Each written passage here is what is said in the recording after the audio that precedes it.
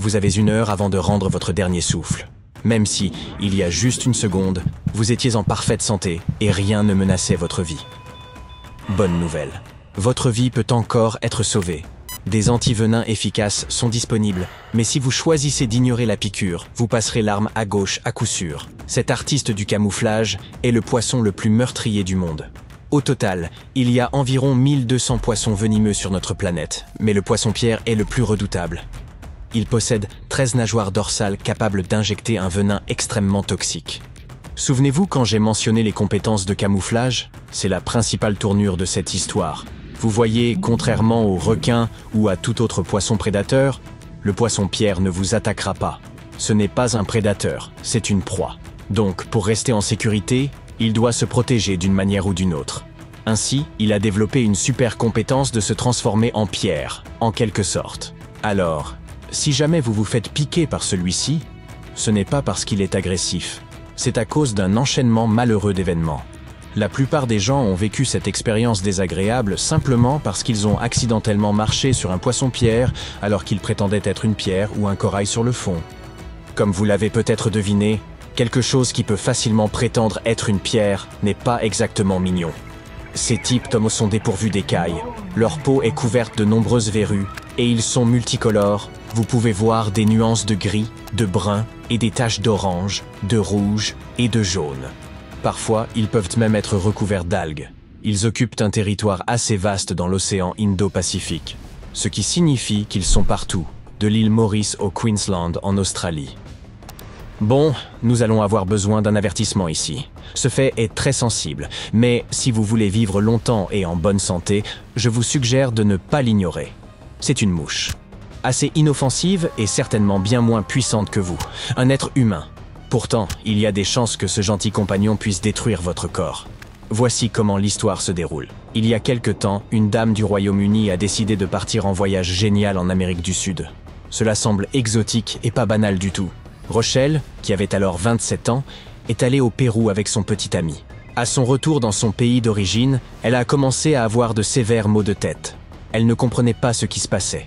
Ensuite, la moitié de son visage a ressenti une vive gêne. Et soudainement, un étrange bruit dans sa tête a commencé à la hanter. Un jour, elle est allée se coucher pour se réveiller le lendemain matin et découvrir que son oreiller était trempé d'un liquide étrange. Ni du sang, ni de l'eau, juste une substance. Elle s'est précipitée à l'hôpital où les médecins ont dit qu'elle avait une infection de l'oreille. Mais en examinant de plus près, les médecins ont découvert un trou dans son conduit auditif. Il mesurait environ 12 mm, mais il grouillait de larves. Rochelle a eu de la chance. Le scanner cérébral d'urgence n'a montré aucun dommage majeur. Le tympan, les vaisseaux sanguins, les nerfs faciaux, tout allait bien. La grande question était, comment faire sortir les asticots de l'oreille de la pauvre Rochelle? Nous comprenons tous que l'intérieur des oreilles est assez étroit, et même de petites pinces ne furent pas très utiles. Pour sauver la dame, les médecins ont décidé d'utiliser de l'huile d'olive. Ils s'attendaient à ce que les asticots se noient, et en effet, 2 asticots se sont noyés. Pourtant, il en restait 8 autres. La chose la plus effrayante était que l'analyse de laboratoire avait montré qu'une mouche avise du Nouveau Monde, c'est le nom officiel de la mouche qui avait perturbé la santé de Rochelle, avait pondu des œufs dans le conduit auditif où les asticots étaient en train de mâcher. Mais comment diable cela a-t-il pu se produire? Pendant qu'elle était en vacances au Pérou, elle a traversé une nuée de mouches. L'une d'elles est entrée dans son oreille. Elle l'a chassée, mais elle avait largement le temps de pondre des œufs à l'intérieur. Les médecins ont aidé Rochelle à expulser les invités indésirables, et, heureusement, il n'y aura pas de conséquences à long terme. Mais nous comprenons tous que cela aurait pu être bien pire. Je n'ai pas besoin de te dire que l'exploration de grottes est extrêmement dangereuse, n'est-ce pas? En juin 1990, un homme nommé Gary Lutz a emmené ses fils, Buddy et Tim, pour une aventure de spéléologie à la New Trout Cave en Virginie occidentale.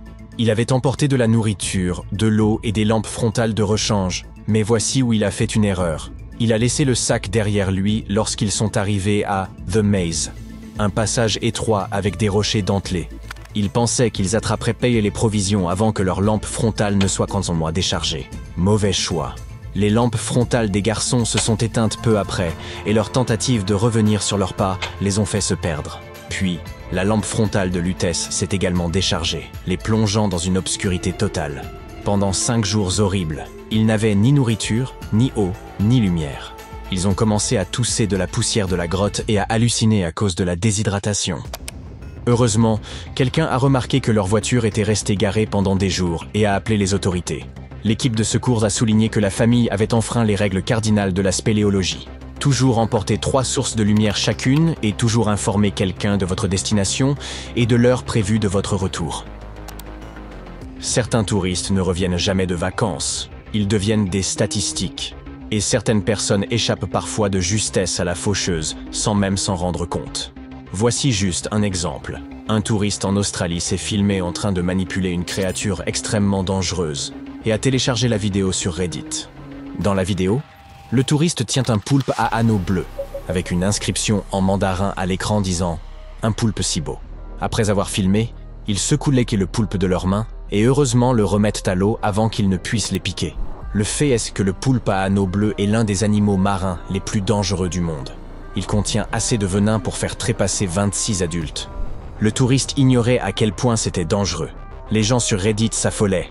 Une personne a commenté « Savent-ils même à quel point ils ont de la chance d'être en vie après avoir fait quelque chose d'aussi incroyablement stupide ?»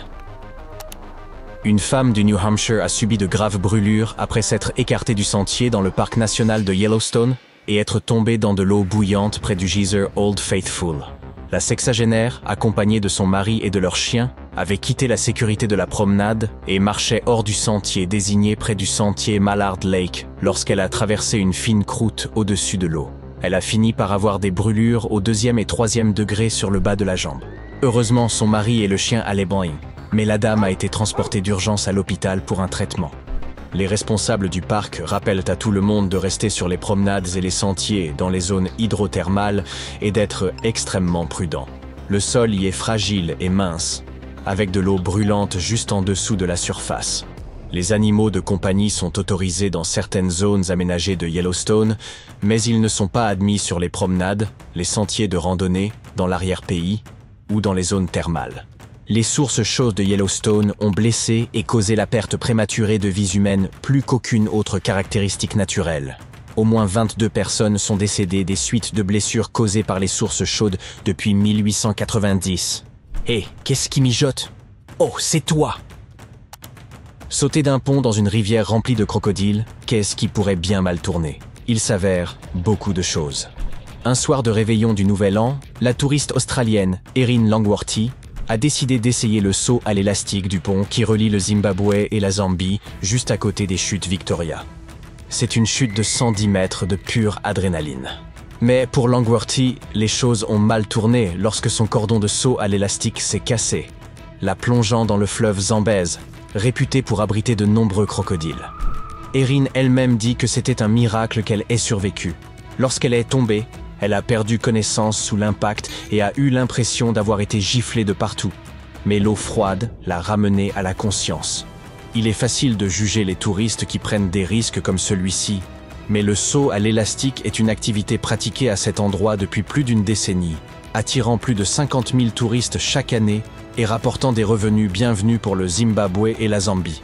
Les autorités soutiennent que le saut à l'élastique est sûr. La probabilité d'un incident comme celui que Erin a eu est d'1 sur 500 000 sauts. Alors, je pense qu'Erin devrait aller acheter un billet de loterie.